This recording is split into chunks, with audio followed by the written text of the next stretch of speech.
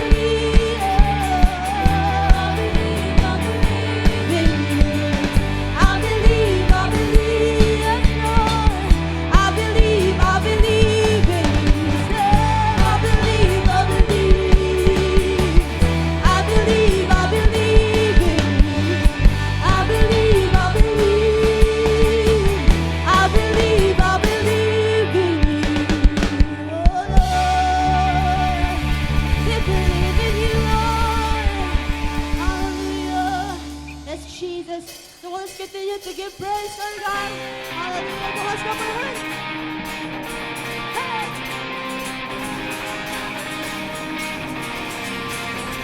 Only in your arms, never let me go. I want to spend eternity with you.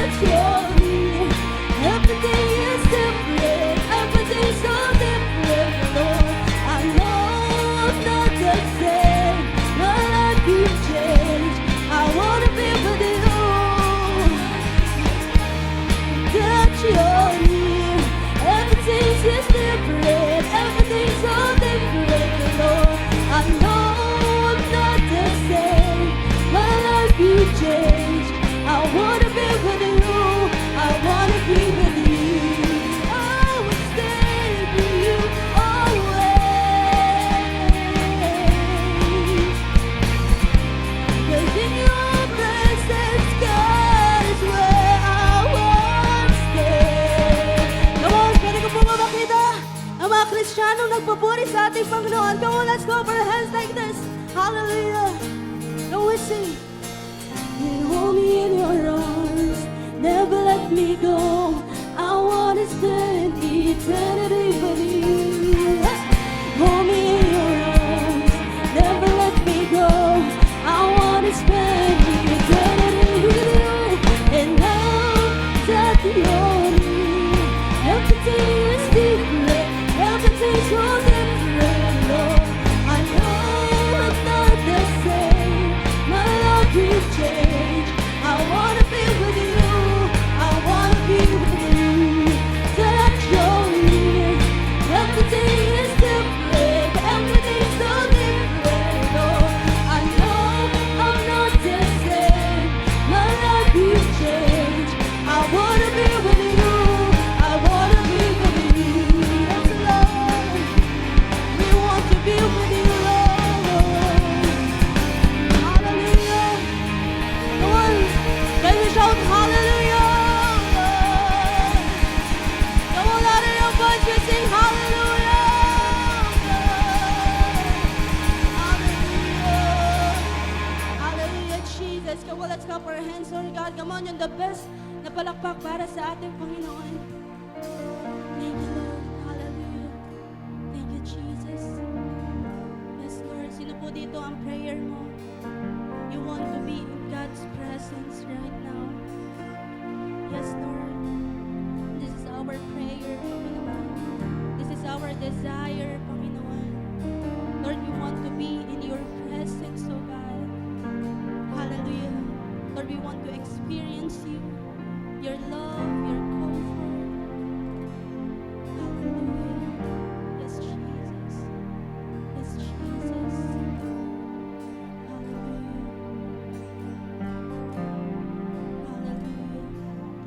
Let your love, let your presence surround us right now, right here in this place.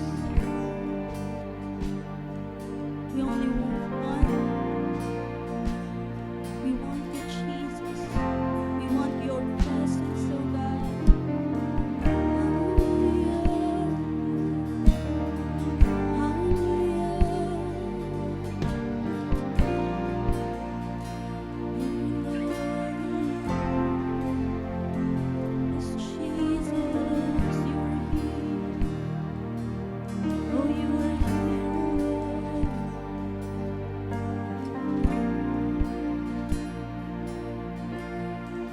Come on, as we sing this song, can we lift up our hands?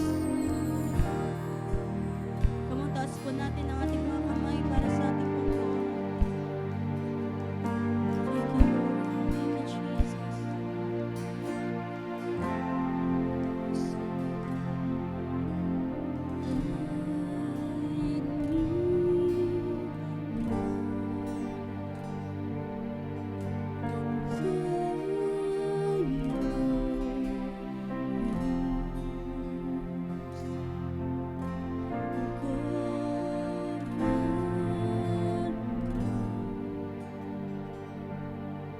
Within your mighty arms, and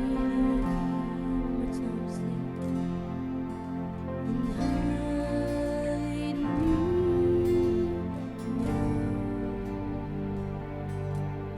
until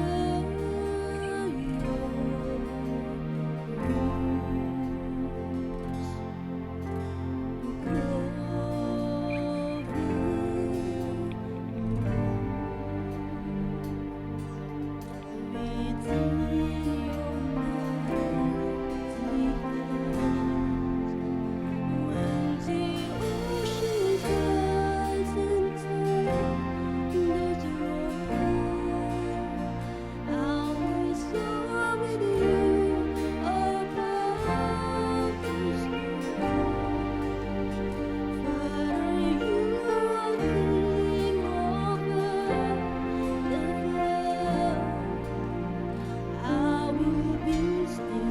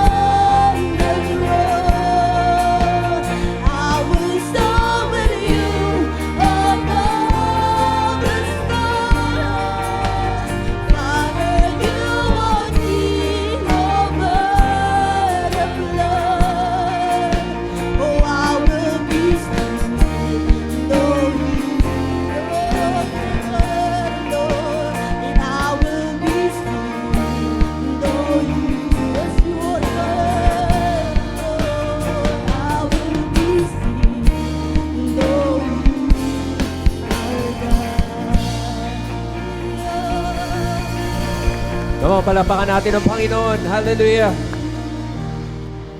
Thank you, Jesus. Salamat, Panginoon. Yes, Lord, we will be still and know that, Lord, in our waves, Panginoon, in the waves of our lives, Panginoon, in the storms na pwedeng pinagdaraanan ng mga anak mo sa mga oras na ito, O Diyos, merong Diyos na handang sumaklolo. May Diyos na handang gumabay at may Diyos na handang sumama, Panginoon, for us to overcome these things, Panginoon, sa aming mga buhay. Salamat, O Diyos. Lord, sa awitan pa lang, andun na yung pangako mo na, Lord, yung gabay mo, O Diyos, yung kalinga mo, Panginoon, kailanman, O Diyos, ay andyan as we put our trust, Panginoon. And Lord, andun yung aming pananampalataya sa iyo, Panginoon. At God, sige Lord, sa hapong ito, God, patuloy kang mangusap sa aming mga buhay. Not only sa aming mga awitan, our worship, but God, in your words tonight, Panginoon, speak to us, O God. Ready our hearts and minds, Panginoon, as we listen and hear your words, Panginoon, sa gabing ito. Lord, samahan mo kami, turuan mo kami, tulungan mo kami, O Diyos, na in the end, O God, sige Lord, hiya mo maging still kami, Panginoon. At Lord, andun yung aming pagtitiwala na may Diyos na sasaklono sa buhay namin, Panginoon. Sige, pwede bang palakpakan mo si Lord? Thank you, God. Thank you for your encouragement, O Diyos, ngayon pa lamang, O God. Salamat, Panginoon. Salamat sa mga anak mo na nandirito, O God. Lord, sa iyo ang kapurihan, sa iyo ang pasasalamat at wala ng iba, Ama. God will love you. In Jesus' name we pray, and everyone say, Amen and Amen. Sige po, malakas na palakpak. Bigyan natin sa Panginoon. Makaupo na po tayo sa hapong ito. Isa pong mapagpalang hapon sa bawat isa. Pwede po bang pakibati muna po ninyo yung mga katabi na isang magandang hapon sa kanila?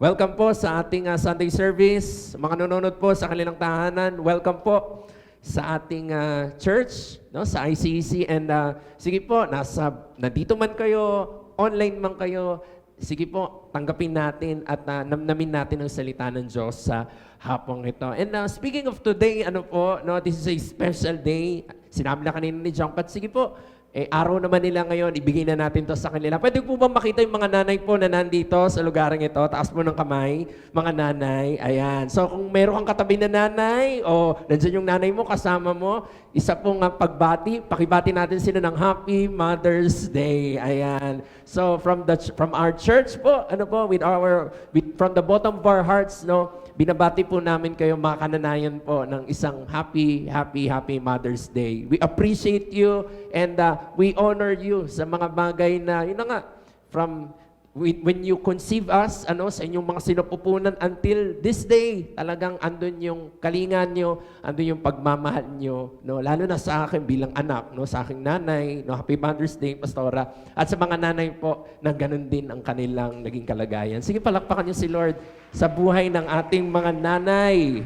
But sige po, sa hapong ito, patuloy tayong kausapin ng Diyos sa kanyang salita, ang tatay natin, ang Diyos, ang gusto tayong kausapin. At katulad ng ating mga nanay, ang ating Ama na nasa langit is truly concerned sa ating buhay. Pwede mong sabihin mo sa katabi mo, concerned si Lord sa'yo. Ayan, sa mga nanonood po sa atin, concerned si Lord sa'yo. So, sige po, bilang anak, tingnan natin ang boses, tinig ng ating Ama sa hapong ito. So, the title po of the message of the Lord for us this whole day is about As God Notices Us. Ulitin ko po. As God notices us. Pwede mo sabihin mo sa katabi mo, nakikita ka ng Diyos. It's pwedeng dalawang bagay sa isang bagay na may mga bagay tayong ginagawa sa Panginoon na alam nating nagbibigay ng kaluguran sa Kanya. He notices us. Pero again, may guilt sometimes in our hearts na meron tayong mga shortcomings, meron tayong mga kakulangan sometimes. So, dun din, sa bagay na yon, meron ding Diyos na nakakakita po sa atin. Sige po, pag-usapan natin itong bagay na ito sa hapong ito. So, sabi dito, before we read the word of the Lord, nakita ko po ito online, isang man of God, yung kanyang observation when it comes to the Christians. Hindi naman Christians, mga mananampalataya. Ang sabi dito, sabi ni Leonard Ravenhill, There was a time when people come to church or came to church to meet with God. Nakita po natin na-highlight yung salitang meeting with God. Pwede mo pakasabi mo sa kami mo, meet with God.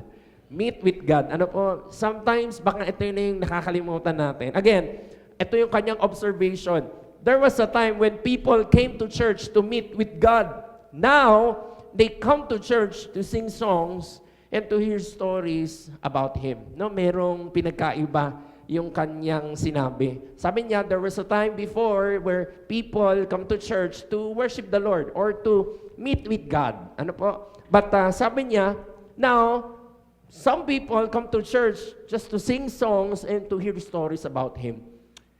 Kung opinion ko po ang pwede kong mailagay dyan, there's nothing wrong with singing songs to the Lord. No? As we have done kanina, mahawi tayo sa Lord, binigyan natin siya ng kapurihan, pagsamba sa ating buhay. And right now, we will hear stories about the Lord. No? Stories in the Bible and stories about our God. There's no problem with that.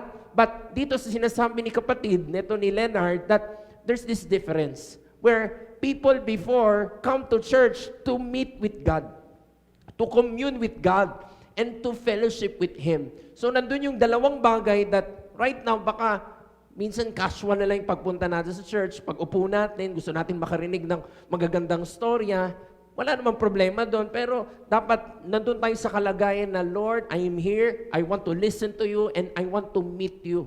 And this is what the author of this quote, yun yung gusto niyang mai-instill sa puso nung kanyang mga kausap, that the Lord wants to meet us. Ano po? The Lord wants to commune with us. The Lord wants to have a fellowship with each and every one of us. No? Sunday after Sunday, week after week, na andito tayo sa kanyang bahay, sambahan. Pwede mo sabihin mo sa katabi mo ulit, meet with God. No? Meet with God. And sabi ko nga, this again, no, his observation, and sabi, habang ito ay nabasa ko, bigla ko naalala yung observation ko last Sunday. Ano po? So, marami sa atin, panghapon talaga tayo, no? Pero kami po dito, whole day kami. So, from 8 a.m. until mag-close ng church, 9 p.m. So, pag umaga, talagang pumupunta ako dito, nag-almusal na po ako bago ako pumunta dito sa church because sa whole day ka, hindi ka na masyadong makakain dahil sunod-sunod yung mga services. But, last week, no, for some reason, hindi po ako nakaalmusal. Na-late po siguro ako ng gising doon sa call time namin. So, dali-dali na akong pumunta ng church. So in short, yung 8 a.m., nakinig ako ng word, then 10 a.m., medyo lumabas ako saglit to have my almusal para at least medyo yung energy for the whole day andoon. And I noticed doon sa taas, no, meron doon ding nag-church. Ano po? Yung nagmamask sila doon. And the place was full. No, 10 a.m. doon pala sila. First time ko nakita yun dahil madalas hindi ako lumalabas ng mga ganong oras. Dito lang ako sa church. Pero I noticed na doon yung place nila puno and maabot doon sa labas, maabot na sa food court. Pero yun na nga yung observation na parang pwede kong ma-connect dito. That the people that nandun outside habang bumibili ako is, yun na nga, they are in the church, but the problem is, yung meeting with the Lord, parang hindi mo makita sa buhay nila because nandun sila nakaupo, pero yun na nga, andun sila, pero parang wala sila doon because some of them nagsa-cellphone, some of them habang yung nagsasalita, they are having their own conversation then as well na malayo doon sa kanilang dapat pakinggan. So, dito natin makikita na baka nga ito ay katotohanan right now that people just come to church for the sake na pumunta ako ng simbahan. Para lang maalis yung feeling na hindi ako naka-church. So, I want to go to church just for the sake na makapunta ako ng church. But this is not what the Lord wants for us to experience Sunday after Sunday that we are here. Again, yung observation ng ating kapatid, it should be a reminder sa mga buhay po natin that the Lord wants to meet us. No, that as we come to church, nandun yung ating desire na, Lord, God, I want to meet you in your place. In this place, in your sanctuary, Panginoon. Gusto kitang katagpuin. Gusto kitang makahuntahan, Panginoon. I want to have that fellowship with you, O Lord. So ito yung katanungan. Is this our hearts today? As we come in this place, Ito ba yung puso natin sa pagpasok natin sa pintuan, or sa pag-commute natin, sa pagligo natin, or sa pagdadrive natin as we come in this place? Ito ba yung heart natin na, Lord, I want to meet you. I want to fellowship with you, Panginoon. I want to commune with you today, Panginoon. God, speak to my life. And Lord, I will worship you, O Diyos, as you speak sa buhay kong ito, O Diyos. Sabi ko dito, next slide, in the Bible, sabi sa Hebrews chapter 11, that Jesus is the same yesterday, today, and forever. Ito ang Diyos na meron tayong kapatid. Sa lahat ng panahon, sa lahat ng oras, hindi siya nagbabago. Yung kanyang pagmamahal, yung kanyang pangako, yung kanyang kapangyarihan, hindi nagbabago magpakailanman. Noon, ngayon, at assured tayo sa ating bukas, He is that same God. No? Blessed ba tayo na meron tayong Diyos na katulad ng Diyos na pinapapurihin natin? That He is the same yesterday, today, and forever. Pero Pastor, bakit mo yan sinabi? Yes naman, Pastor, kung tatanungin mo ako that Jesus is the same yesterday, today, and forever, that is true. Pwede, totoo. Pero the problem is, how about us when we meet the Lord? Ito rin ba yung same hunger natin sa Diyos? Before, nung tayo ay pwedeng nakakilala sa Panginoon, nung una nating encounter sa Diyos, is it the same today? Is it still the same desire that we have in the Lord sa mga oras na ito? So yun yung tanong. Kung sasabihin mong, yes Lord, you are the same yesterday, today, and forever. So the problem is, dun sa kinote ng kapatid natin kanina, bakit right now is, baka yung worship natin naiiba na sa ating worship before. O yung dahilan natin, we come to church, is naiiba na dun sa dahilan natin before. Before we want to meet God, but right now, nasan yung mga puso natin when we come in this place? When we come into this place? When we sit in those seats, and when we lift up our hands, and when we sing songs to the Lord, nasa na yung puso na dapat yung puso na, Lord, meet me, God. I want to meet you, Panginoon. Lord, let your presence surround me, Panginoon. So, yun yung tanong sa atin sa umagang ito. In the New Testament, when the people of God, yung early church, talagang andun yung heart nila sa Panginoon, na sinasabi nila, Lord, patay kong patay. Alam natin yung norm sa paligid. The people, the Roman government, they don't want to spread yung gospel, yung salita ng Diyos, yung salita ni Jesus at that time. So, hindi pwede, ayaw nila. But then, the people of God, nandun yung heart nila na patay kong patay. If this is my last name, pero andito ako, glorifying the Lord, glorifying God sa buhay ko, let it be. Yun na nga, patay kong patay para sa Diyos. This is the people in the early church. Ito yung kanilang puso. Pero yun na nga, that God is still the same God today. Yung Diyos na yun, yung kapangyarihan ng Diyos na yun, is still the same power that we are experiencing today. Pero, titingnan natin sa generation natin ngayon, how is our heart sa Panginoon? Do we have that same fire sa Diyos? Do we have that same desire to meet with God? No? Sa pang-araw-araw na buhay natin, or when we come to this place, do we have that same passion na, Lord, I want to meet you, Panginoon. God, meet me, Panginoon, in your place as I desire to meet you, Panginoon, sa buhay kong ito. So again, no, that is a question that the Lord has for us sa hapong ito. Si Lord, ito yung sinasabi ko. Bakit ba sinasabi mong pastor to meet with God? Because the Lord desires yung meeting with Him, yung engagement sa Diyos. Ayaw ni Lord na napunta lang tayo sa lugarang ito. Sabi ko nga, in-example ko yung observation ko last time, na parang we are just participating. Those are two different words, yung meeting with the Lord and yung just participating. Iba yun. Iba yung meeting with the Lord na andun yung talaga yung heart mo na sa pagtapak mo sa lugarang ito, nandun yung desire mo na, Lord, gusto kitang ma-meet, Panginoon. Gusto kitang maranasan, O Diyos. Pero andun din yung desire o andun din yung sa isang kalagayan na baka kaya tayo nandirito o kaya tayo napasama because we want to just participate. Participation. It is different sa harapan ng Diyos, yung heart na isang taong meeting with the Lord at yung isang heart na parang andun lang just to participate. Pwede ba sabihin mo sa katabi mo, meet with the Lord? Na mahirap parang ano Lord, ano pastor, meet with the Lord. Hindi po 'yun. Hindi po yung parang makita mo na si Lord mo. Pwede naman ako, okay lang naman sa akin 'yun. Yun naman ang dinidesire ko din. Pero hindi, si Lord may perfect timing siya. Sabi sa Ecclesiastes, there's a time for everything.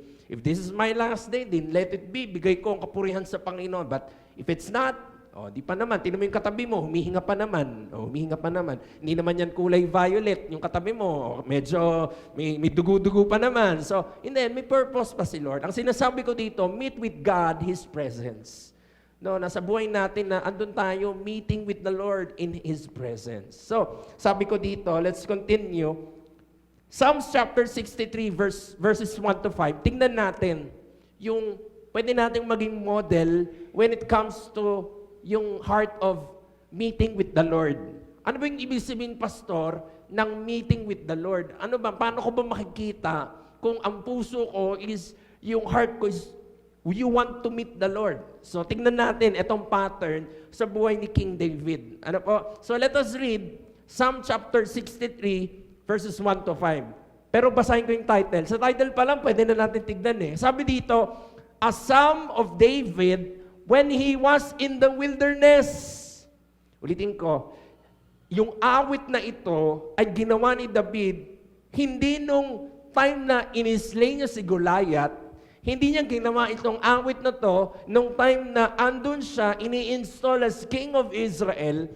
Itong awit na to, hindi niya to ginawa nung time na nilulupig niya yung mga enemies ng Israel at that time. No. Itong awit na ating babasahin sa hapong ito, nabuo ito sa puso't isipan ni David in the time na nandun siya sa ilang. In the time na andun siya sa wilderness. Mamaya, tignan ko, or ipaliwanag ko pa yung mismong circumstance dito. But, yung thought na, oo nga no, ako ba, pag andun ako sa wilderness ng buhay ko, pag ako ba nandun ako sa ilang ng buhay ko, would I still want yung desire ko na to meet the Lord sa buhay ko? Sometimes, ang daling i-meet sa Lord, ang daling, alam mo yun, ipapurihan si Lord, ang daling i-worship si Lord kapag andun ang pagpapala. Ang daling i-worship si Lord, ang daling sumunod sa Diyos kapag nakikita mo ang mga bagay sa buhay mo in your favor. Nararanasan mo yung overflow. Ang dali nun kasi may ebidensya ka nang nakikita Pero in the life of David, in this season, nandun siya sa wilderness. At hindi bilang isang magulang, no? Speaking of magulang, Mother's Day naman ngayon. Alam niyo ba kung bakit nasa wilderness itong si David at this time? Because yung kanyang anak na kanyang pinalaki ng maayos, binigyan ng halaga, gusto siyang patayin, kaya tumakas siya sa kanyang kaharian at pumunta siya doon sa ilang, sa wilderness. Just to, makalayo at makatakas doon sa anak niya na gusto siyang patayin because gusto niyang kunin ng kingdom dito kay David. So, masakit, no? Yung circumstance, makita mo, sobra-sobra. And yet, babasahin natin, sobra naman yung heart ni David na in spite of all of these situations, makita po natin yung puso niya sa Diyos. So, let me read to you tonight. Ang sabi dito, verse 1, O God, you are my God. Tindi, no? Tayo kaya, sabi ko nga, lagi kong binabangga sa buhay ko na Lord, ako ba Lord, when it comes dun sa ilang ng buhay ko, kaya ko rin bang i-proclaim to na Lord, ikaw ang Diyos ko? Even in those times. Ano po? Pero si David kaya, nagawa niya, na doon talaga yung puso niya sa Diyos, na in spite of these things, he wants to meet the Lord sa buhay niya. In spite na andun siya sa ilang, he wants to meet the Lord in his life. Sabi dito, O God, you are my God. Early will I seek you. Hindi, no? Pwede mo sabihin, Pastor, di naman ako magigising ng umaga. Ako ay night shift, panggabi yung trabaho ko. O, tanghali na ako magising, Pastor. Makita natin dito, it is just a pattern. Kay David, it is in the morning that he seeks the Lord. It's not about yung oras, but it is about yung time natin o yung ating moment to seek the Lord. No? Do we still seek the Lord sa buhay natin? Sa pang-araw-araw ba nating buhay, meron ba tayong time as we seek the Lord sa ating buhay?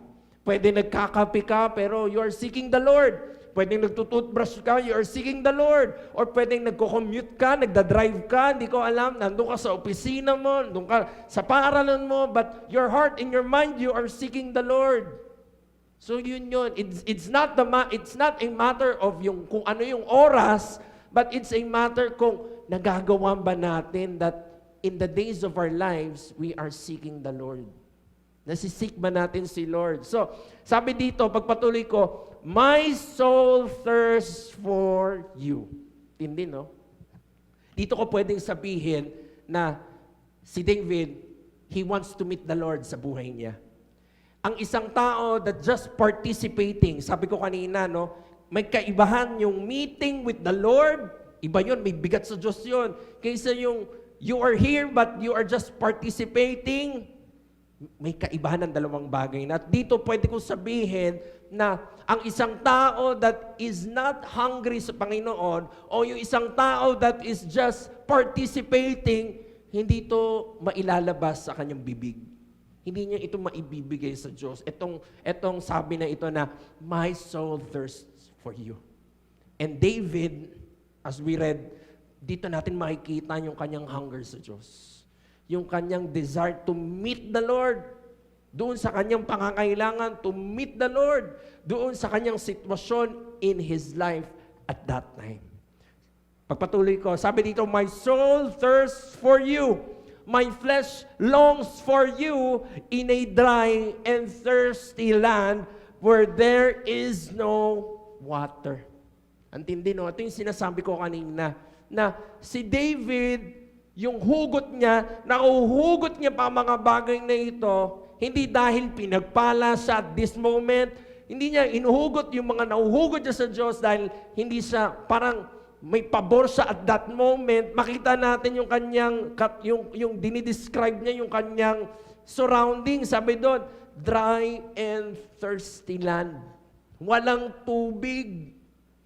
No? Yun yung pwede nating tignan na, Lord, ito yung hinahanap mo sa amin. Na sa mga times na pwedeng andun ka sa dryness ng buhay. Pwedeng in our lives, andun tayo sa parang wala tayong makitang pabor in our lives. Wala tayong makitang pagpapala at that moment. Parang wala tayong makitang rivers of water that is flowing sa ating mga sitwasyon. And yet, nandun yung heart natin na, Lord, my soul thirsts for you. You are my God. Ano sabi doon? God, I will seek you in my life. Sige, pwede bang palakpakan mo si Lord dyan, kapatid? Ganda, no? Tinuturuan tayo ng Diyos. Kita natin yung buhay ni David, sobra ang ginawa sa kanya ng Panginoon. Pero hindi ito yung naging parang, lagi natin narinig kay Pastor, hindi ito yung parang magic lang. Hindi, may nangyaring proseso, may pagbabata, merong pundasyon ng mga bagay-bagay. Kaya in the life of David, nakita niya ang Diyos. At nagiging testimonyo sa buhay natin today. Ano po? Verse 2, sabi dito, so I have looked for you in the sanctuary. Hinanap niya ang Diyos. Oh Lord, in the dryness ng meron ako ngayon, Lord God, hindi ako matitinag dito, Panginoon, Lord God, hahanapin kita, O Diyos. In this place, sa church na ito, it is a sanctuary that we can look for God. Kaya andun yung heart na when we come into this place, wag lang tayo para maging participant. No, when we come into this place, andun yung heart natin na, Lord, meet me. I'm in my dry season. Pwede. I'm in my season where there is no water, Panginoon, and I have come here, Panginoon, in your sanctuary, Lord, to look for you, O God. Yun yung desire to meet with the Lord. Pwede may mga sitwasyon tayo today. This is the perfect time to call upon the Lord and God to ask for, Lord, i-rescue mo ko, Lord. To ask for help, Lord. Tulungan mo ko sa mga sitwasyon na pinagdaraanan ko today. And this is what David did. He looked for God in His sanctuary. Ganda nung inawit natin kanina, but let me put a light dun sa konteksto ng ating kinanta. Kasi sabi dun sa kanta, I will be still and know that you are God. Hindi naman yun yung parang, sige pala, so maging chill na lang pala ako at hindi na ako gagalaw, wala na akong faith. Because in the end, si Lord naman din pala ang magiging Diyos. Hindi po. Kung babasahin natin yung pinaka-konteksto niyan, no, in the Bible, in the Old Testament, yung I will be still and know that you are God, nandun ka sa heart mo na, Lord, I did my best. Sa mga sitwasyon in my life, Panginoon, Lord, I did my best. But in the end, Lord, ayoko na itong kamayin. Ayoko na mag-over doon sa parang kakayanan ko because baka mawala naman yung kapangyarihan mo dito, mawala naman yung kaparaanan mo dito dahil kinamay ko na Diyos. So what I will do, Panginoon, I will be still and know that, Lord, in these rains, sabi doon sa awit, in these waves, Panginoon, pwedeng in these storms, Panginoon, merong Diyos na siyang mas mataas sa mga bagay na ito, Panginoon, at doon ako magtitiwala, Panginoon. Sige, pwedeng palakpakan natin si Lord. So that is the meaning of that song, and this as well, pwedeng andun siya sa ilang ng buhay niya, pero he looked for God. Lord, hahanapin kita, Panginoon. Hahanapin kita sa mga bagay na ito, O Diyos. Sabi dito, to see your power and your glory. Verse 3, because your loving kindness is better than life. Grabe, no? Kinumpara niya yung pagmamahal ng Diyos sa sarili niyang buhay. Ang sabi dito, no? Pwede natin to tignan na parang, Lord, kung wala man lang ang pagmamahal mo, kung wala ang iyong kabutihan in my life, at hindi ko ito nararanasan, Lord, ano pang silbi ng buhay? Minsan, baliktarin eh.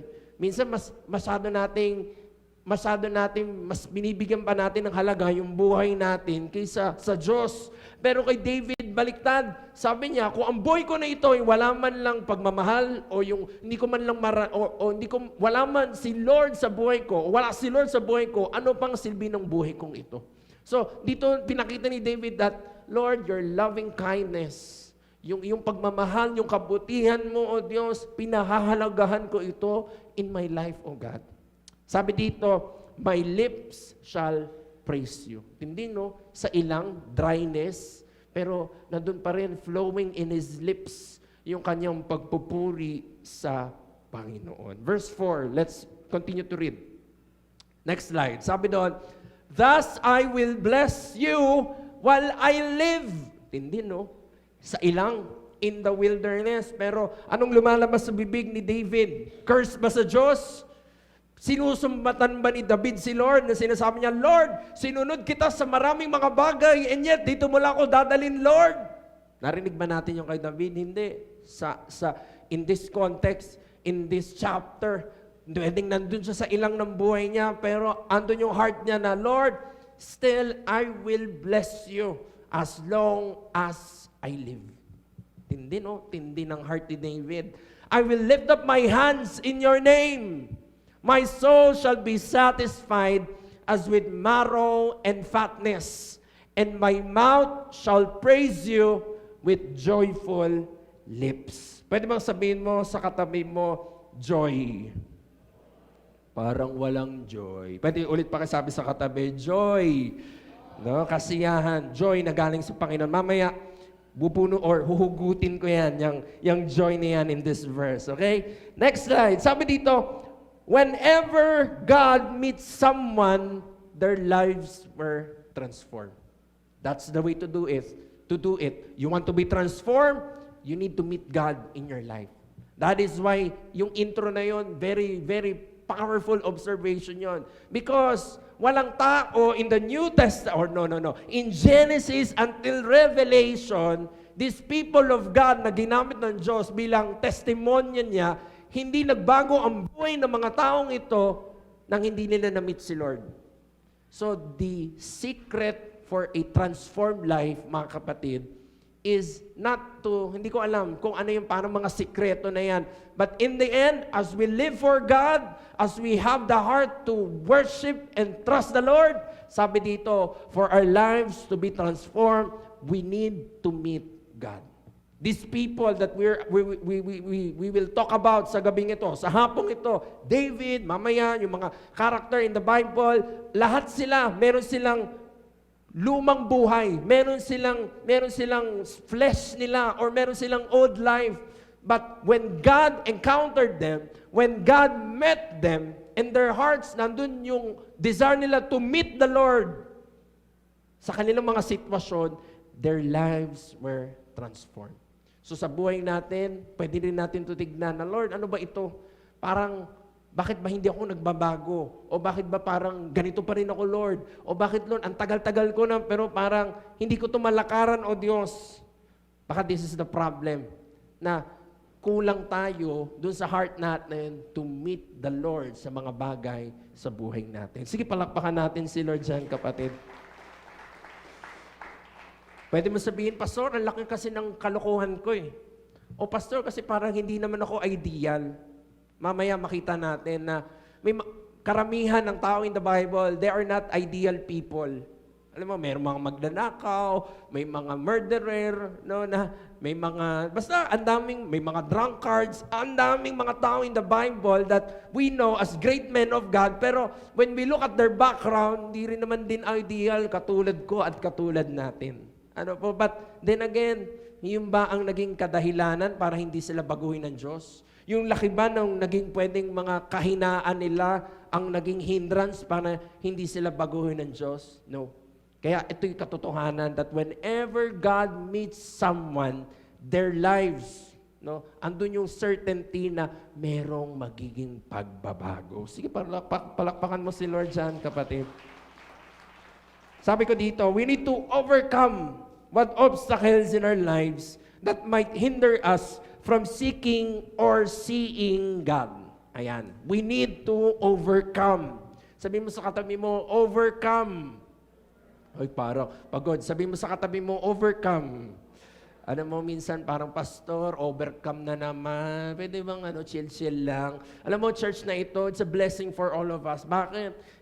Nilalagay tayo ng Lord sa kalagayan that the Lord doesn't want us to be stuck. The Lord doesn't want us to be parang maging stagnant tayo. The Lord wants us to overcome. Diba? In the end, we are more than conquerors at hayaan natin that in this church, turuan tayo ng Panginoon that time and time again, the Lord wants us to overcome. So at the end of the day, sabi mo sa katabi mo, overcome. Ayan, we need to overcome. So maganda itong naririnig natin. Mas nakakalungkot pag ang pastor ay sinabi sa inyo na, sige na, okay na yan. Hindi. Sabi ko nga, wag na tayo mag-church. No? Narinig natin, pasara na natin yung church kapag ganito na yung usapan. But as long as we are hearing the Lord sa mga bagay-bagay na ito, that He wants us to go beyond, hayaan natin na, sige Lord, sa kalakasan mo naman ito eh. Sige Lord, sa kapangyarihan mo naman ito eh. Sige Lord, hindi naman to sa kalakasan ko, kundi sa manghang-manghang kapangyarihan na meron ka, O Diyos. Sige, palakpakan mo si Lord. Sige, tulungan tayo ng Panginoon sa hapong ito. So tonight, this afternoon, we will read the story of Zacchaeus. Ano po? Si Zacchaeus.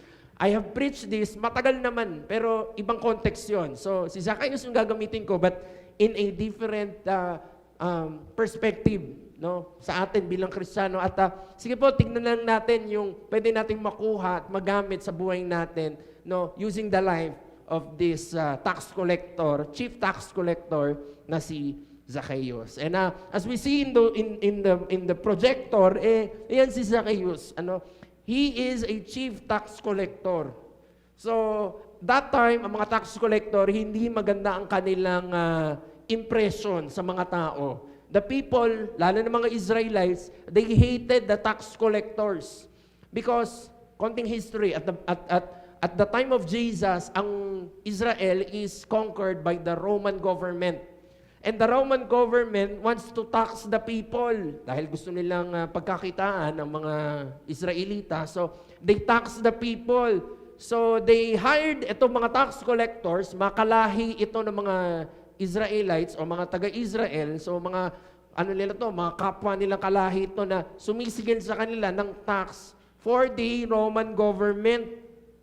Yun. So, pag titingnan natin ngayon, parang sa San Jose, na parang tinatax tayo bawat isa po sa atin. And yun na nga, the impression that time, ayaw, galit yung mga tao when these people come and knock on their doors and collect taxes for the Roman government.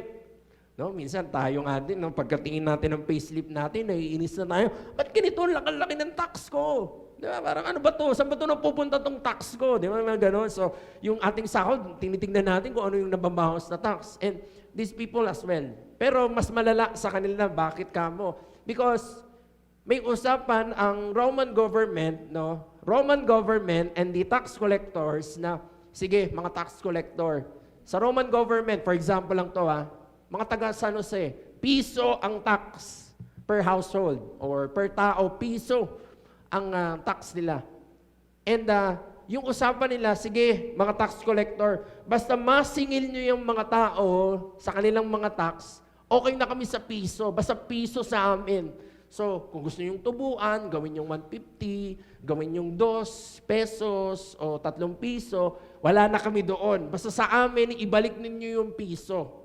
So that time, no, yung pagiging tax collector, hindi rin siya ganong kalinis na trabaho because, yun na nga, yung korupsyon, panluloko, o pang-iisa nitong mga tax collectors dun sa mga tao, nangyayari para masingil lang sila nung kanilang mga tax at that time. So, talagang makita natin na hindi ganun kaganda yung perception ng mga tao. Dito, kay Zacchaeus, lalo na siya ay chief tax collector at that time. So, let me read to you, no? But before I read yung Luke chapter 19, let's go to the first point. Mamaya intindihan natin itong first point.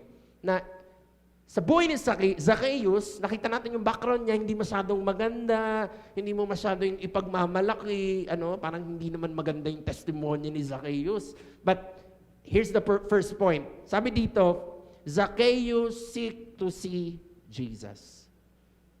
Zacchaeus seek to see Jesus. Let me read to you Luke chapter 19 verses 1 to 3. Sabi dito, then Jesus entered and passed through Jericho. Now behold, there was a man named Zacchaeus who was a chief tax collector and he was rich. And he sought to see who Jesus was, but could not because of the crowd, for he was short stature. He was of short stature. Sabi doon, dalawang bagay ang pwedeng nakapaghinder sa kanya at that time, doon sa binasa natin, to seek the Lord. Ano yon? Yung crowds, because ang daming tao at that time, at pwede rin yung kanyang pagiging maliit. Of short stature. Sabi ng mga theologians, si Zacchaeus is standing at 5'2". Sino dito, mas matangkad ka sa 5'2"? Maging proud ka, mas matangkad ka sa 5'2". Naku po, ano bang mga height natin mga kapatid? Hindi po. So, yun, sa kanila, maliit na yun. Sa atin, may mga medyo normal pa yung 5'2". But then again, sa kanila, bilang mga Westerners, lalo na, dun sila, mga Caucasian sila, mga Israelita. So, maliit sa kanila na yun. Mga height nila, mga 6', 5'10", 5'11". So, ganun umikot yung mga height nila. So, talagang maliit na sa kanila yon. So, eto yung standing ni Zacchaeus at that time. Of all these things na sinabi ko, medyo pangit ang testimonya, pangit ang perception sa kanila ng mga tao, hindi napigilan si Zacchaeus no sa binasa natin in verse 3 rather, to seek the Lord. He was seeking the Lord in his life. Ano pwede nating tignan sa hapong ito? Zacchaeus, pwede mo sabihin, ano ba yung si Zacchaeus? Pangit na ugali. Ano ba yung si Zacchaeus? Ang pangit naman ng karakter, ang pangit naman ng testimonya.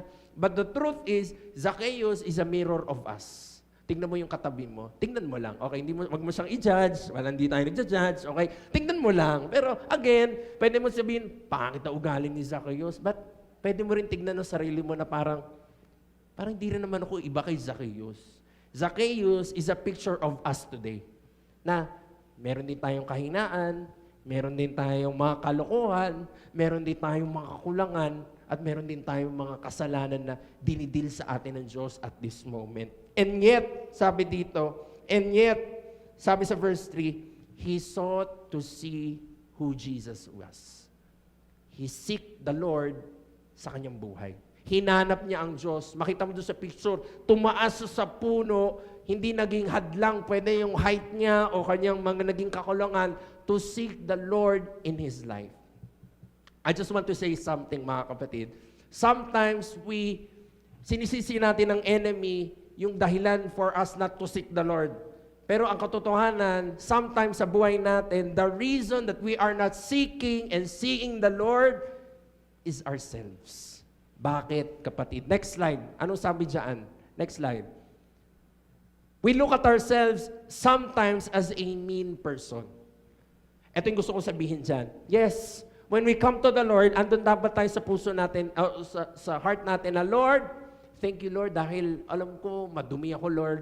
Alam ko, I'm a sinner, oh God. Alam ko, Panginoon, ang dami kong naging kakulungan, but thank you, Lord, for your love for me. Di ba may ganun tayo sa Panginoon? Yes, maganda na maging humble tayo sa harapan ng Diyos, knowing that yun naman talaga tayo before na tayo linisin ng Diyos o makilala natin si Lord sa mga buhay po natin. At hindi rin naman yung parang mayabang din tayo. Sometimes parang, yun mo yun, na parang hindi na nagiging maayos sa harapan ng Panginoon dahil parang even si Lord na nayayabangan natin. Pero sometimes kasi, yung pagiging humble natin, dumarating tayo sa point na baka naman may problema na tayo sa pagiging sobra nating humble. Anong ibig sabihin mo dyan, Pastor?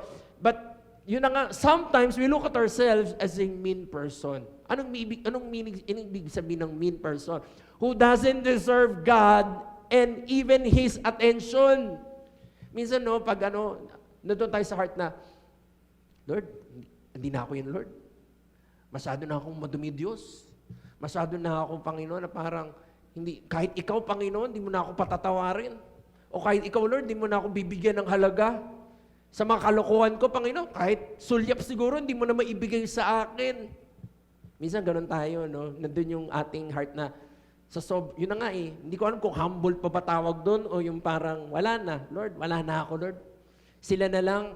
Di ba sometimes when we invite people, nandun sa kanilang response yung, kayo na lang, hindi na ako, parang masusunog na ako dyan. O baka hindi na ako tatanggapin ng Diyos.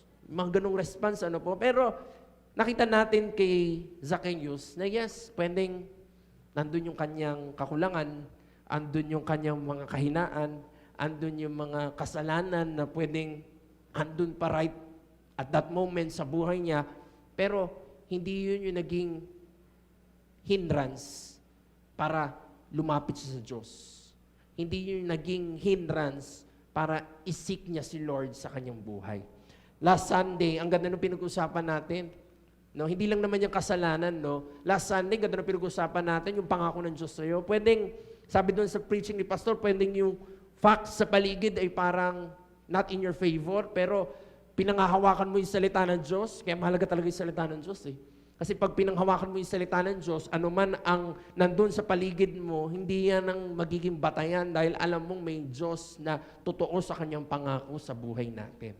So, yun eh. Pero kung ikaw itong tao na parang short stature na talaga, pwede mo sabihin, sila na lang yan, Lord. Hindi na siguro yan para sa akin.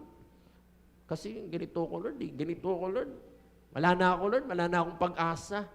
Pero hindi. Nakita natin dito sa buhay ni Zacchaeus that he sought the Lord. He seek the Lord sa kanyang buhay. Ang sabi dito, seeking, mga kapatid, zeteo in Greek. No? Sabi dito, seeking means to search with passion. To search with passion, craving, and an intense desire. Pwede ba sabihin mo sa katabi mo, intense? Ay, parang walang namang intensity yan. Sabi mo ulit sa kanya, intense. No? Ang ganda nitong salitang ito, ginamit ko ito ulit. Bakit? I have preached one time yung seeking the Lord. Zeteo in Greek. Intense, sabi dyan, with intense desire. Totoo, no? Mamaya, ngayon sabihin ko na. Kita natin si Lord, tinuro niya. Matthew 6:33, favorite verse ng karamihan na sabi doon, seek first the kingdom of God and His righteousness and all these things shall be added to you. Turo ng Diyos. Katuruan ng Diyos. Ngayon, nakikita natin sa Luke chapter 19, testimonya ng isang tao na andun yung kanyang heart to seek the Lord. Mamaya makita natin yung resulta. Pero anong gusto kong sabihin dyan? Na si Lord totoo sa kanyang salita. Ano yung sinabi niya? Seek first the kingdom of God and all in His righteousness. At ang anong pangako ng Diyos? All these things shall be added in your life. Tingnan natin mamaya sa buhay ni Zacchaeus. As he seeks the Lord in his life, yung mga bagay na binago, pinalitan, at dinagdagan ng Diyos sa kanyang buhay. Sige, palakpakan mo si Lord ngayon pa lang, kapatid. Kaya mahalaga talaga yung heart to seek the Lord sa ating mga buhay. Ang sabi sa Hebrews chapter 11, verse 6, eto, ganda na ito. But without faith, it is impossible to please Him. Without faith. But without faith, balik tayo sa kanina kung sinabi, meeting with the Lord is different from participating. Engaging sa Diyos is different from participation.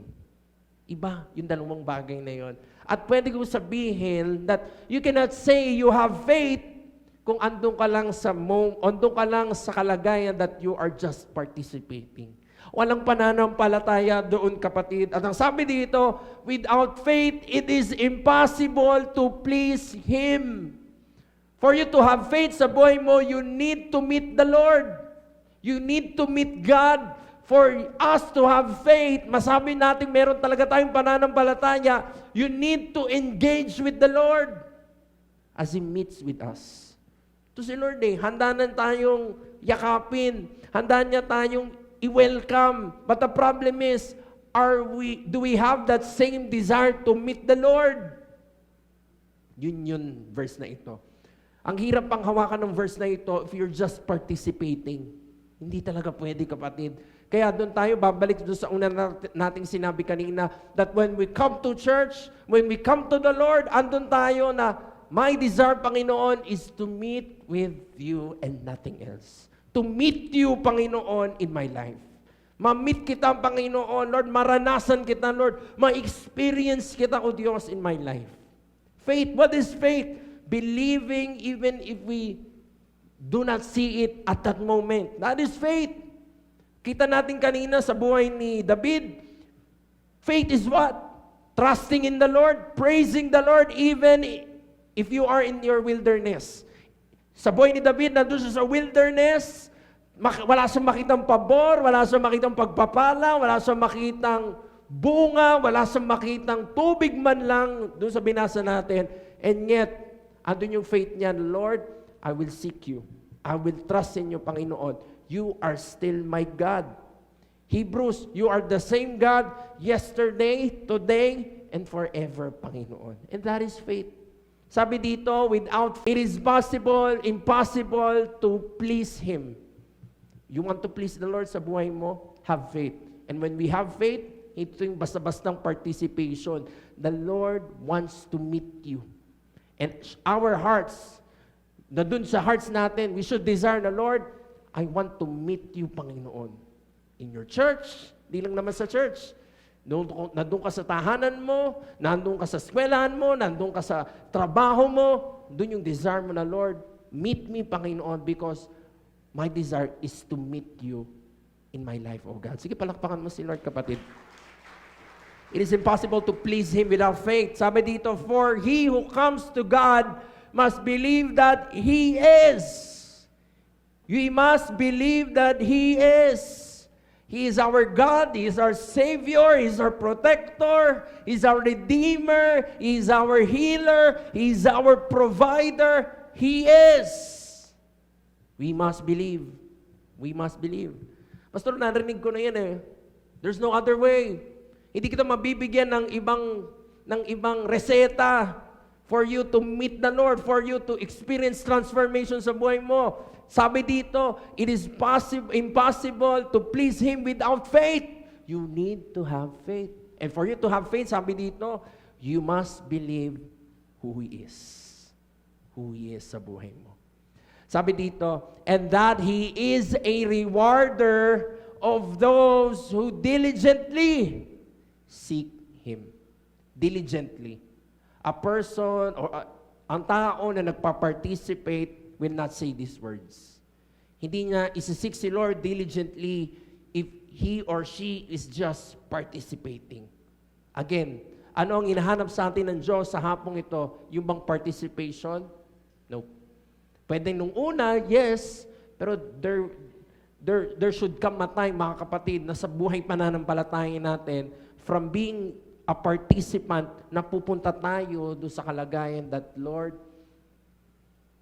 seryoso na to, Panginoon. I want to meet you, Panginoon. I want to know you, Panginoon. I want to love you, Panginoon. I want to worship you, Panginoon. I want to hear your voice. I want to know your plans, Panginoon. Lead me to where you want me to be, oh God. Sige, palakpakan mo si Lord dyan, kapatid. Kamagalala, because doon sa binasa natin, He is a rewarder. He is a rewarder of those who diligently seek Him. Number 2, tinatawag ko po si Jillian. Number 2, Jesus notices. Doon sa babasahin natin, kita natin kanina si Zacchaeus sa kanyang short stature with the crowd that is around Jesus at that time, mahirap nga siyang makita. Pero kung babasahin natin, mamaya yung babasahin natin, si Lord nakita si Zacchaeus. Nakita si Zacchaeus ng Diyos. Mamaya, may gusto akong sabihin dyan, but let me read to you first, verse 4 to 6. Ang sabi dito, so he ran ahead and climbed up into a sycamore tree to see him, for he was going to pass that way.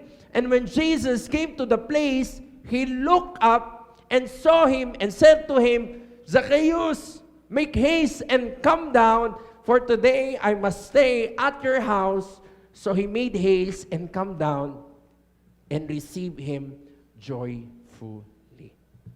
Ulitin ko yung binasa ko. Sabi doon, he looked up and saw him and said to him, Zacchaeus, make haste and come down. Minsan, yung ating heart when we seek the Lord, nandun tayo sa, nakikita kaya ako ng Diyos? Doon tayo sa title, no? God notices us. Nakikita ng Diyos, pwede yung mga shortcomings natin. Pero as we seek Him sa mga buhay natin, kapatid, kailanman hindi ka pwedeng hindi pansinin ng Diyos. Tama ba ako doon? Papansinin ka ng Diyos. He will notice you. Your worship, your sacrifices, yung mga bagay na you do in secret na alam mong nagbibigay ng kaluguran sa Diyos, kamagalala, the Lord sees you. The Lord notices you. And this is what happened to Zacchaeus. Sabi ko nga, Zacchaeus, just like us, andun yung karumihan. Pwedeng andun yung kakulangan. Pwedeng andun yung limitasyon. But then again, Zacchaeus, he sought the Lord. He seek God. Even in his shortcomings, he seek the Lord. Ano sabi doon? The Lord looked up and saw him and said to him, Zacchaeus! Zacchaeus. Ganda, no? Si Lord tinawag siya sa pangalan niya. Minsan tayo, lalo na tayong mga Pilipino, no? Tatawagin tayo, Oy, bandak! O, Oy, kulot! O, Oy, kirat! Ganun tayo, mga nickname natin sa mga tao. May mockery sometimes, ano po. Pero with God, He won't call you by those names. He will call you doon sa pangalan mo mismo. He called him, Zacchaeus, come down, make haste. And today, I will go into your house. Sabi doon, I must stay at your house. Sabi sa verse 6, he made haste and came down and received him joyfully. Pwede ba sabihin mo sa katabi mo ulit, joyfully? Joyfully.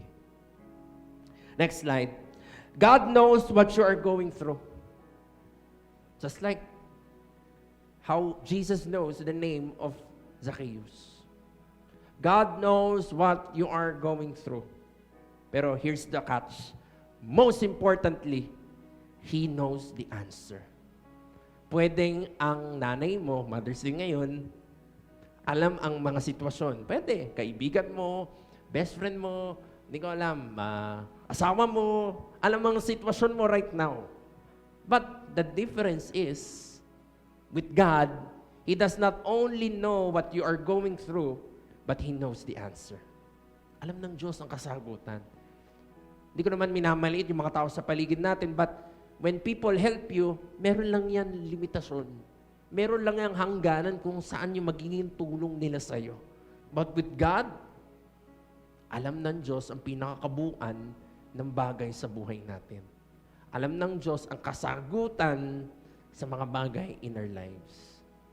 Sabi ko kaninang umaga na as I prayed, no, na set aside muna natin yung mga sitwasyon natin. Set aside muna natin yung mga alalahanin natin. Bakit? Because this is our God. Sa mga bagay na yan, as we make space sa Panginoon, sa ating puso't isipan, we will be enlightened and we will know the answer because He knows the answer. And I will tell you today, He is the answer sa mga bagay-bagay in our lives today. Sige, palakpakan mo si Lord. Si Lord ang kasagutan. Ano ba ang sitwasyon mo right now? Maybe you are in a storm in your life today. Maybe you are sick. Meron kang karamdaman. Meron kang sakit right now. Maybe you don't have that peace in your heart today. Maybe you are not stable financially. Maybe you have broken relationships right now. Or maybe you have sin that you are dealing with the Lord for the longest time. Ano man yung mga sitwasyon na yan, God knows what you are going through. Pero ang pinakamahalaga, alam ng Diyos ang kasagutan sa mga bagay na yan. So sige, palakpakan mo si Lord, kapatid. Ngayon, ano ang naging resulta when Zacchaeus encountered the Lord? Sabi ito sa binasa natin. Let's go back to the verse. Verse 6. So he made haste and came down and received him joyfully. Joyfully. What was the result of his encounter? He received joy. Joy. Yung pala, no? Transformation ng puso't isipan ng buong buhay at yung kasiyahan, kagalakan na hindi mo makukuha sa kung saan-saan. Sa Diyos mo lang pwedeng matagpuan. Yung joy. Sometimes, pwede nating tignan, or yun na nga, wag muna sa atin, kay Zacchaeus. Pwede mo tignan si Zacchaeus, mayaman naman si Zacchaeus. Dami niyang pera. Laki ng kanyang power. Laki ng kanyang influence. Pero, hindi siya joyful sa mga bagay na yun. He still seek the Lord. Akala niya din niya mahanap yung kasiyahan sa lahat ng ito, pero hindi. Sa buhay din natin, tingin natin, hindi ko alam, sa pera ba mahanap ang joy? Pwede, pero hindi yan makapagsusustain ng fullness of joy mo. Pwedeng sa kaibigan? Pwede. Pero, hindi yan, alam mo, hindi yan makapagsusustain ng fullness of joy sa buhay mo. No? Pwedeng right now, nga no, may kotse naman ako, pero ba't di ako masaya? Meron naman akong bahay, pero ba't di naman ako masaya? Malimig naman sa kwarto ko kasi 24 hours, naka-aircon ako ngayong mainit na panahon, but parang di pa rin ako masaya. Ganun po, ano? Pero tignan natin, kanina, kay David, ano sabi niya sa Lord? Nandun yung joyfulness niya. Nandun siya sa ilang, pero sabi niya, habang nagpupuri ako sa Panginoon, nararanasan ko ang kasiyahan. Kaya pinaulit ko sa inyo yung joyfulness. Dito rin kay Zacchaeus, anong sabi niya? Nung nakita niya si Lord at nandun siya, papunta sa Diyos, ni-receive niya ang Panginoon sa kanyang tahanan. Ano sabi doon? Joyful ang kanyang naranasan. Let's go back to David. Ito, pinirtingin niya yung mismong joy. Ang sabi sa Psalm chapter 16 verse 11 says here, in your presence is fullness of joy. Again, in your presence is fullness of joy. Pwede bang sabihin mo sa katabi mo, fullness of joy? Fullness, hindi full ha, yung parang fulls, hindi. Kabuuan, kapunuan ng kasiyahan ay andoon sa presensya ng Diyos. Again, no, si Lord hindi siya drawing. Nakita natin kay David, ito ang kanyang testimonya. Sa presensya ng Diyos, nandun ang kagalakan, fullness of joy. Sa testimonya ni Zacchaeus, sabi doon, when he received the Lord, joyfully. Fullness of joy. So kung pagdudugtungin mo mga bagay na to, pwede mong makita kahit grade 1, pwedeng magkaroon ng conclusion that in God, in His presence, there is fullness of joy. Sa buhay natin, baka nga yun ang problema, wala na yung saya. Parang wala na yung kagalakan ko before. Kasi nga baka sa mga bagay in this world mo pinanghawakan yung kagalakan mo. But then again, as we see in these verses, walang maikukumpara, walang makakaabot doon sa fullness of joy na meron sa ating Panginoon. Sige, palakpakan mo si Lord, kapatid. So, Jesus wants to come to your house today. Si Lord, nagnanak on our doors sa ating mga tahanan. Pwedeng baka nga yun ang panalangin mo sa pamilya mo right now. Baka ikaw pa lang ang born again, ikaw pa lang ang Kristiyano in your household. Sige, pangawakan mo yan. The Lord is knocking on your household. Or baka personal, igawin natin mas personal sa buhay natin today. The Lord is knocking on our hearts sa hapong ito. Ano ang kanyang gustong sabihin sa atin? Will you open your heart and let Him in? Ma-open ba natin yung puso natin to meet with the Lord? Or eto na naman tayo that, eto na ako Lord, nagpa-participate naman ako Lord Pero hindi yung heart na Lord, ino-open ko ang buong buhay sa iyo, O Diyos. Again, the Lord's desire is not just for us to participate. The Lord's desire for each and every one of us tonight, the Lord wants to meet us. The Lord wants to meet you. The Lord wants to meet me. The Lord wants to have that personal relationship sa bawat isa sa atin. Sige, palakpakan mo si Lord, kapatid. Ngayon, bago ko ituloy ito, gusto ko lang lagyan ng konting, lagyan ng idugtong yung crowd. Next slide. Sabi doon sa pinasa natin nung una, naging hindrance ni Zacchaeus is the crowd and his short stature. Yung crowd ay naging hindrance kay Zacchaeus. In what point, Pastor? Let me read verse 7. Anong sabi ng crowd? But when they saw it, they all complained, saying, He has gone to be a guest with a man who is a sinner. Grabe, no? Yung mga tao, they complained. Oo nga naman. Si Lord, makikipag-dinner with this tax collector. Hindi ba alam ni Lord nung ginawa niyan sa amin? Kami to, nandito kami, ang dami-dami namin, oh. Eto Lord, katabi mo na ako, pero tumingin ka pa sa malayo, Diyos. Tinuro mo pa yung tao na napakadumi nun, yung pang tinuro mo. Yung ba ang sinamahan mo, Lord? Pwede nating tignan yung crowd. Balik mo doon sa crowd.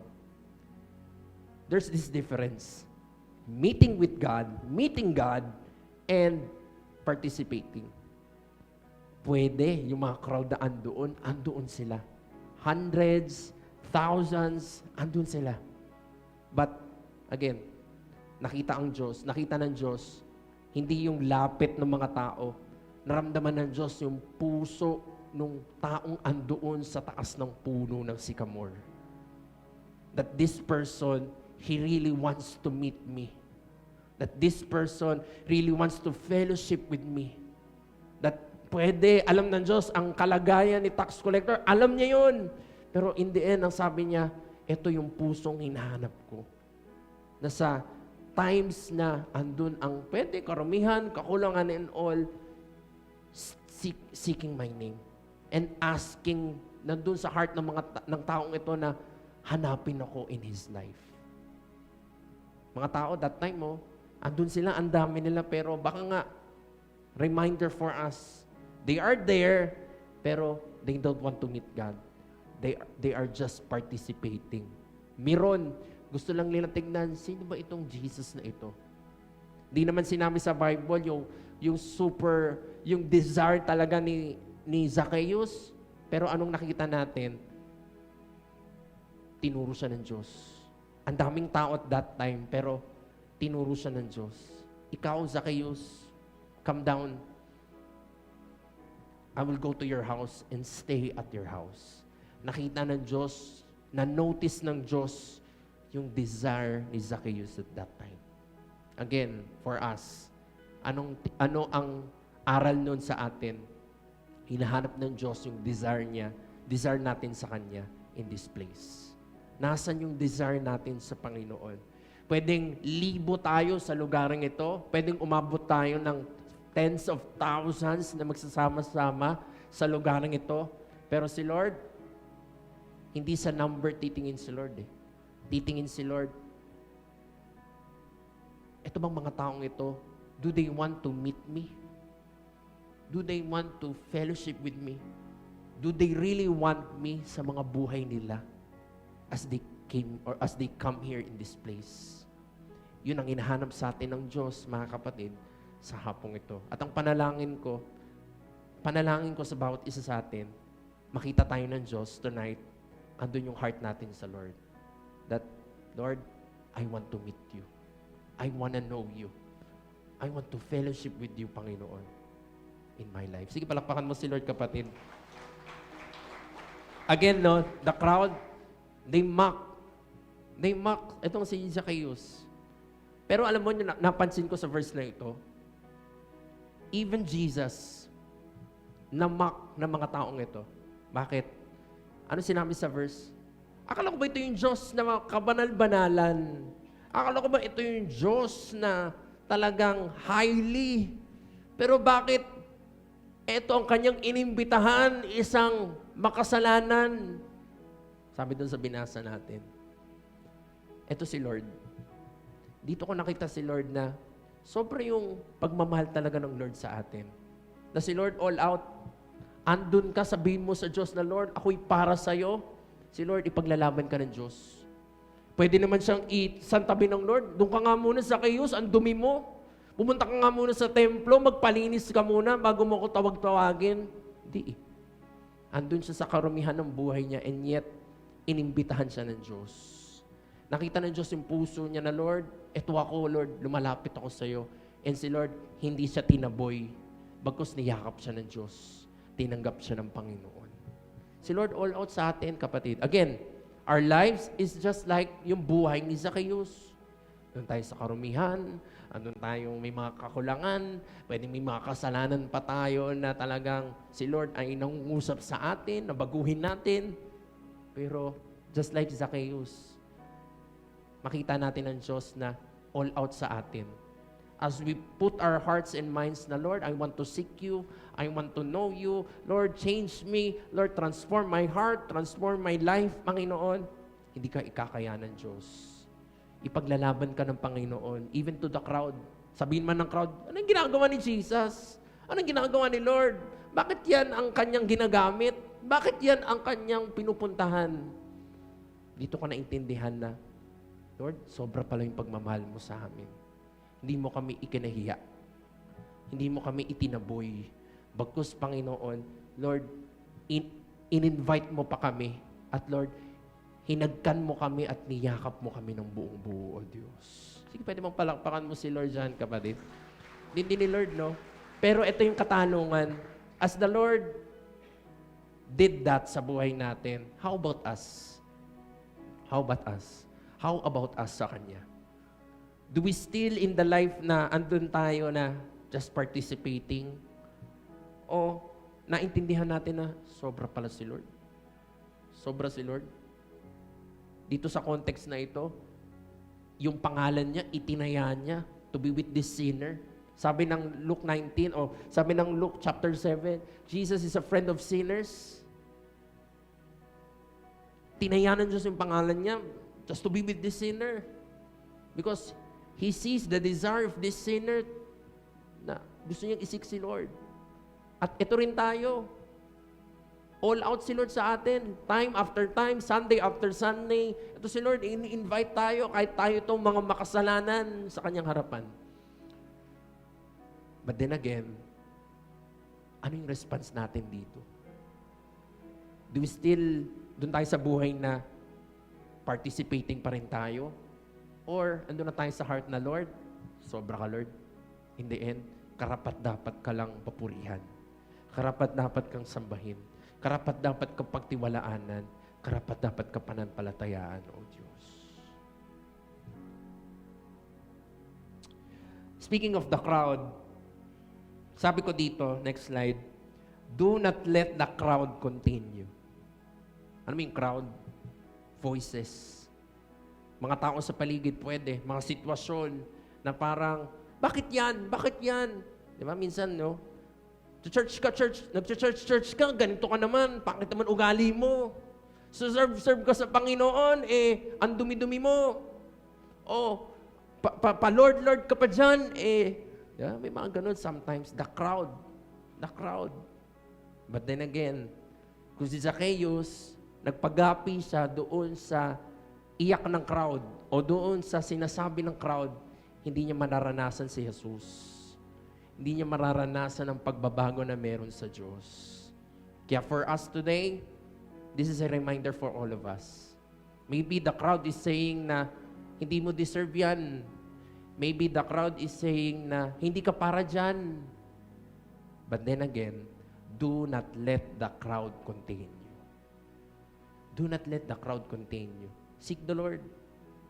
Just like Zacchaeus. Tingnan natin yung buhay natin kay Zacchaeus. May mga kahinaan tayo pero wag to yung maging dahilan para hindi na natin isik si Lord. Oo, may mga tao that is, pwede, the crowd that is around us, mocking us, or yun na nga. Pero, Zacchaeus, he did not let the crowd contain him.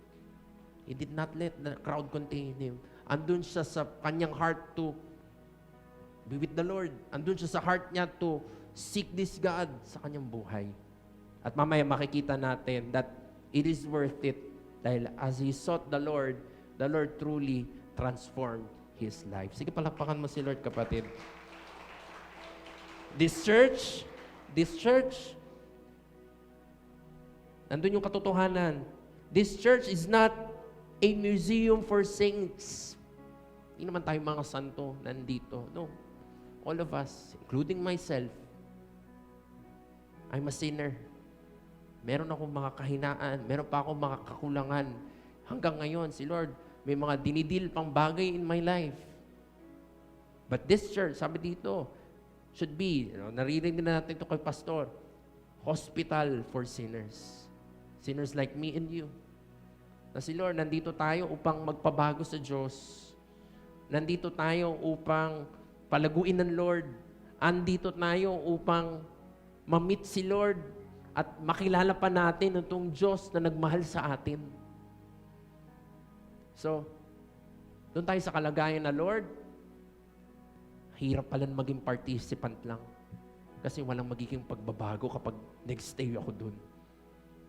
Naintindihan ko that I'm a sinner. Naintindihan ko na kailangan kita sa buhay ko. So, this should be my desire, Panginoon. Meet me, Panginoon. As I come in this place, meet me, Lord.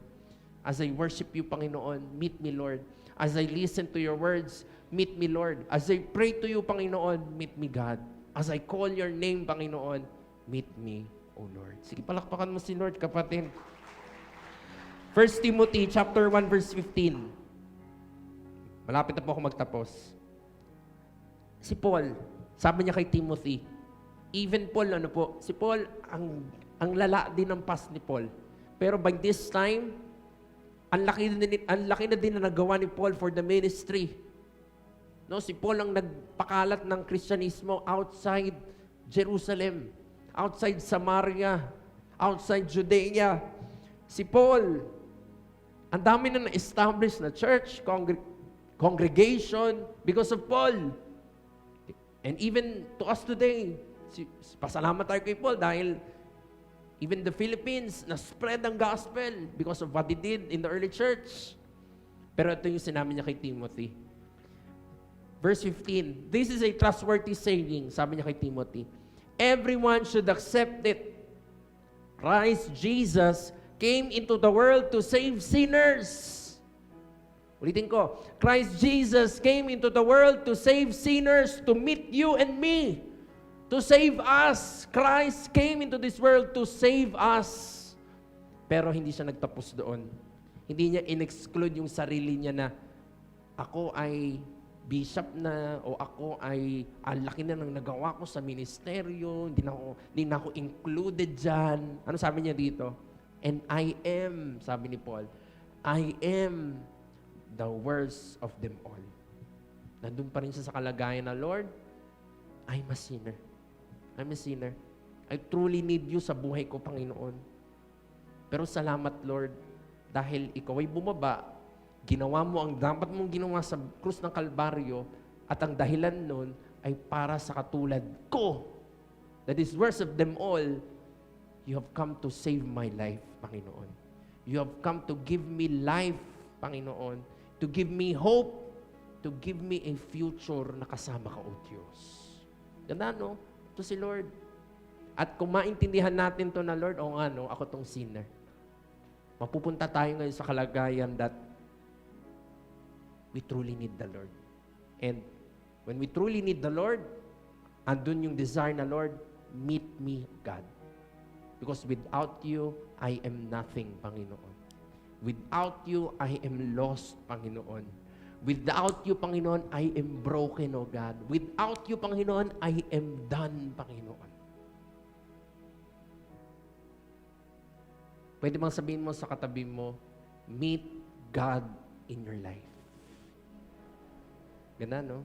Meet God. Meet natin si Lord sa mga buhay natin. Are you a sinner? Ito yung tanong eh. Hirap, no? Hirap sagutin. Parang, bato ako, bato. And I can say to you today, I am. I am a sinner. As your pastor, pwedeng, hindi, pastor ka na eh. O, hindi, pag pastor, hindi na dapat. No. I should be the first to say, I'm a sinner. But if you say that you are, and I say I am, then know this truth. Then know that Jesus has come for you and for me. Sarap, no? Palakpakan natin si Lord. Thank you, Jesus. Thank you, Jesus. Salamat, Panginoon. Number 3, tinatawag ko po ang worship team.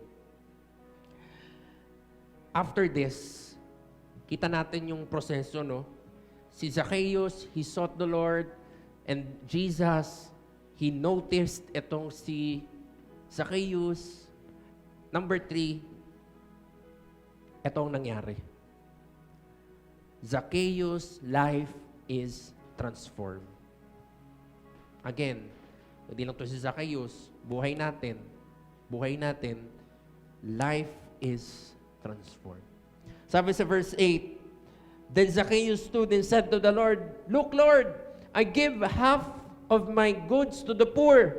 And if I have taken anything from anyone by false accusation, I restore fourfold. And Jesus said to him, today salvation has come to his house, because he also is a son of Abraham, for the Son of Man has come to seek and to save that which was lost.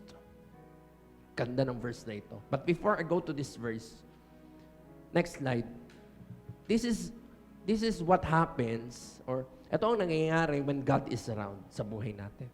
When God is around, sabi dyan, minds are renewed. When God is in you, when you and the Lord ay nagmi-meet, yung meeting with the Lord, yung meeting God sa buhay natin, when He is around, minds are renewed, hearts are changed. Kakaroon ng pagbabago ng puso, and lives are transformed. Kapatid, there's no shortcut to it. Pastor, paano kapag ganito? Paano kapag ganyan? Paano kapag ganito? No. You want your lives to be transformed? You want your minds to be renewed? You want your hearts to be changed? Then meeting God is the only answer. Because when God is around, these things will happen. this thing shall happen sa buhay natin. I remember, no, I've posted, yung post ko sa Facebook, I had a meeting o fellowship nung mga nakasama ko before sa church, no? I love the church that pinanggalingan ko. And nandun sila, kasama ko sila. And we have our stories. Tagal, nung binilong ko, 16 years na pala kaming from the day that una kaming nagsama. Dahil ang tagal din namin nagsama doon sa former church. So, from being a Sunday school kid, hanggang naging youth kami, hanggang nagamit kami sa ministry, magkakasama kaming lahat. So, andun yung aming mga kwentuhan, ginawa sa amin ng Lord, iba sa amin pastor na, o katulad ko din na pastor, iba sa amin nagpapatuloy na mag-serve sa Lord, iba sa amin nandun na sa ibang bansa, and they are still serving the Lord, nandun na sila sa ibang bansa. But again, good testimonies, good stories. At dito ko nga nakita na, alam nyo, yun ang totoo. When God is around sa buhay ng isang tao, talagang nababago ang kaisipan. Nababago ang puso. At yung kalagayan ng buhay, nagkakaroon ng transformation. Kakaroon ng pagbabago. Sige, palakpakan mo si Lord. So, again, meeting God, meet with God, versus participating. Iba. Sabi ko nga, salamat Lord, at hindi naman din ako perfect. Marami ding oras sa buhay ko na naging participant lang ako. Kahit anak ako ng pastor, may mga times sa buhay ko na naging participant ako, Diyos. At Lord, pinagsisisihan ko mga bagay na yun, Panginoon. Pero salamat Lord, at nilagay mo ko sa kalagayan na Lord, eto ako, Panginoon. My desire is to meet you, is to know you, is to want you, Panginoon, sa buhay kong ito.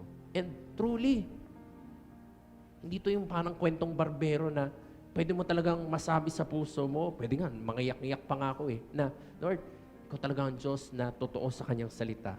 Because when you are around, meron talagang nagiging pagbabago sa buhay, O Diyos. Sige, palakpakan mo si Lord. At pwede mo sabihin, paano pag participant lang? Okay lang ba yun, Pastor? Ito rin. Sabi ko nga, ang tagal ko na pala sa church. From the time that I was born, laking church pala ako, no? Parang yun lang naisip ko.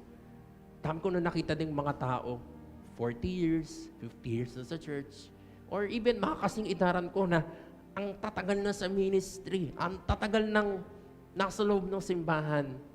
Pero nung tinignan ko to, hirap, Lord. Baka ang problema, kaya walang naging pagbabago ng kaisipan, pagbabago ng puso, at pagbabago ng buhay because nasa church lang, pero walang heart to meet the Lord. Nasa church lang, pero baka nagpa-participate lang. Minsan, no, maging ano rin tayo sometimes, baka ibalandra natin sa Lord yung ministry natin. Wala namang problema na we are in the ministry. The Lord wants us to be in the ministry of Him. Lalo na sa mga bagay na may kinalaman sa kingdom ng Diyos. But then again, we must look at our hearts that when we come here, mag-keyboard ka man, mag-play ka man ng drums, mag-bass ka man, mag-usher ka, mag-multimedia ka, mag-prod ka. Is your heart nandito ka to meet the Lord? Or andun ka na lang that you want to be a participant? Kasi again, in my experience, ang dami ko na nakitang mga tao na pwedeng andun sila, pero walang naging pagbabago ng buhay. Walang naging pagbabago ng puso. Walang naging pagbabago ng kaisipan. So again, the Lord's desire, yes, masaya ang Lord na nandito ka. Pero gusto mo pang mas lalong mapasaya ang Diyos? Na sa bawat pagpunta mo sa lugarang ito, andun yung heart mo na, Lord, I want to meet you, Panginoon. I want to know you. I want to fellowship with you, O God. Sige, palakpakan mo si Lord, kapatid. Sige po, magtatapos na ako dito. Evidence of salvation kay Zacchaeus. Nakita natin yung binasa natin sa verse 8. Anong sabi niya doon? Lord, I give half of my goods to the poor. And sabi niya doon, sa lahat ng mga niloko ko, Panginoon, ibibigay ko 4 times kung ano yung ninakaw ko sa kanila. Ano sabi sa kanya ng Lord? Okay, today, salvation has come to this house.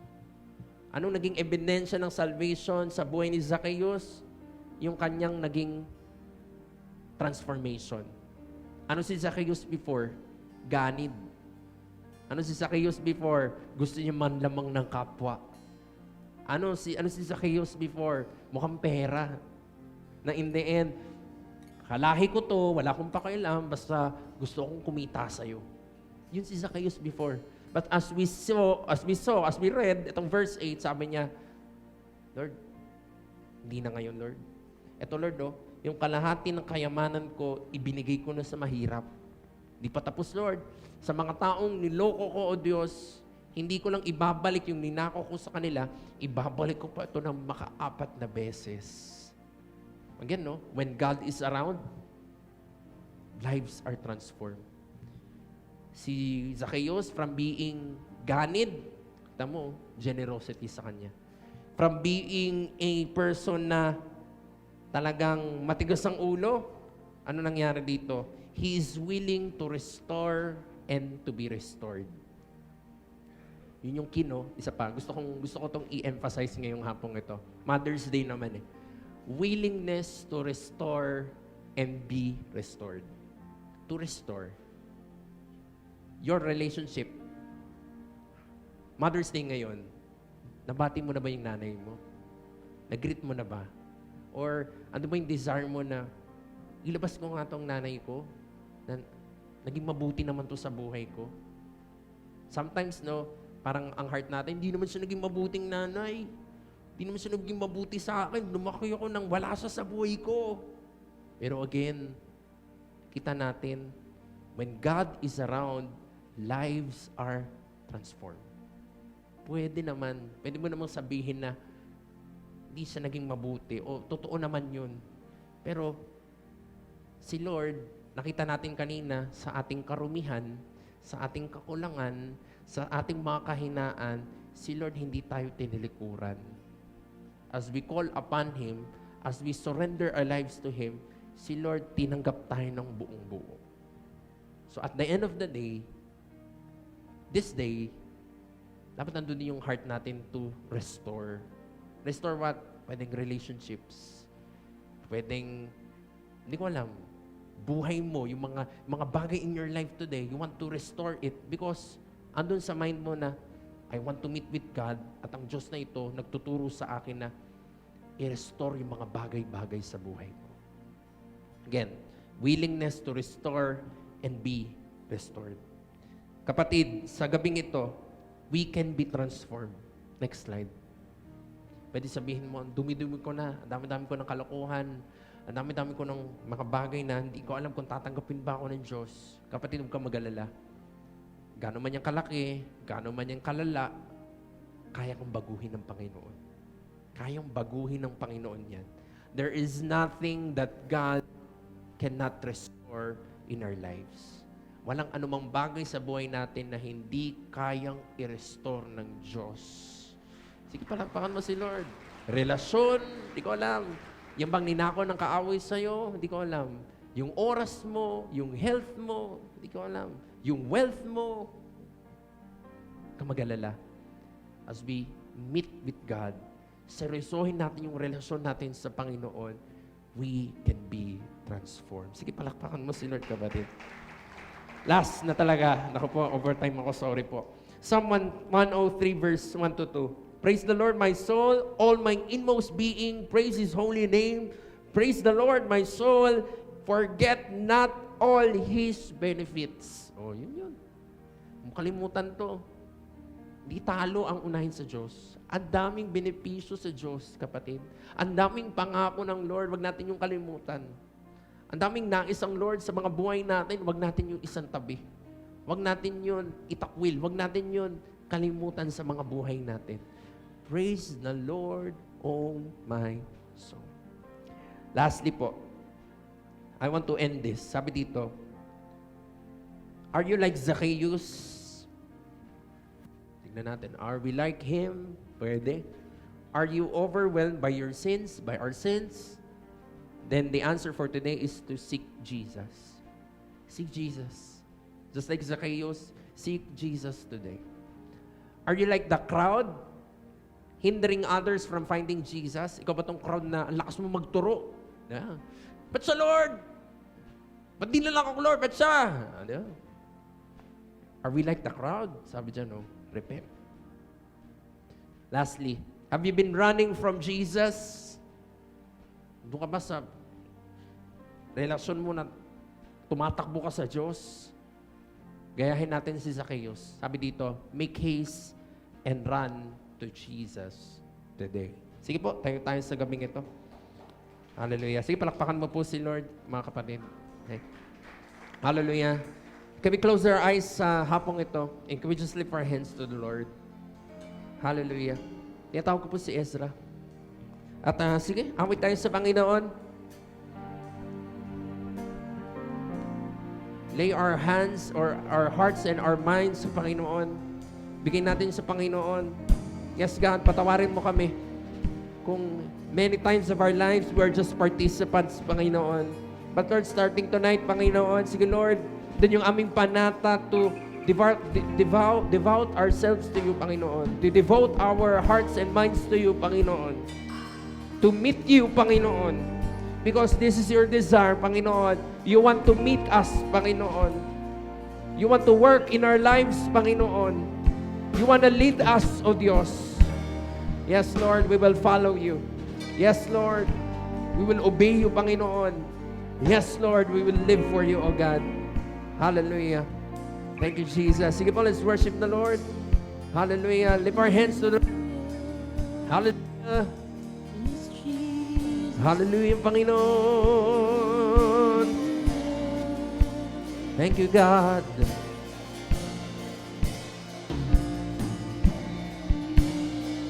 Hallelujah, Jesus. We sing.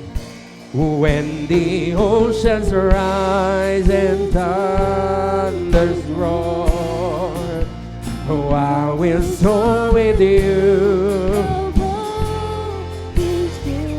Yes, oh God, Father.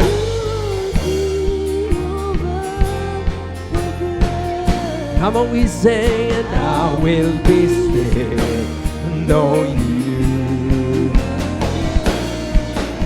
When the oceans rise and thunders roar, yes, oh God, I will soar with you above the storm. Father, you are King over. Yes, oh God, and I will know you are God.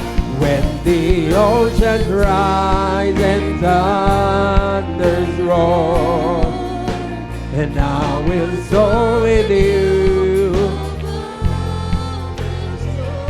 Yes, oh God, Father, you're King, Panginoon, and I will be still, know you. Yes, Lord. Panginoon, salamat sa hapong ito, Diyos. Salamat sa katuruan mo, Panginoon. Salamat sa paalala mo sa amin, Panginoon. Sige, God, help us, Panginoon. As you see us, Panginoon, as you notice us, oh God. Sige, Lord, makita mo sa buhay namin that we want to meet you, Panginoon. Sa buhay namin, oh Diyos, hindi lang kami yung parang casual, hindi lang kami yung parang participant when it comes to you, Panginoon. Lord, we want to have that intimate relationship with you, O Diyos. Tulungan mo kami na mas lalong mapalalim, Panginoon, na mas lalong magkaroon kami ng hugot sa iyo, Panginoon, in our relationship sa iyo, O Diyos. And Lord, with these people that we have talked about sa hapong ito, sige God, yan mong makita ito sa buhay namin. Transformation of our hearts, transformation of our minds, Panginoon, transformation of our lives, Panginoon, as nandun kaming nakaangkla sa iyo, O Diyos. Salamat sa hapong ito, Panginoon, sa iyo ang kapurihan, O God.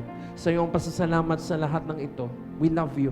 In Jesus' name we pray, and everyone say, Amen and Amen. Sige po, malakas sa palakpak sa Panginoon.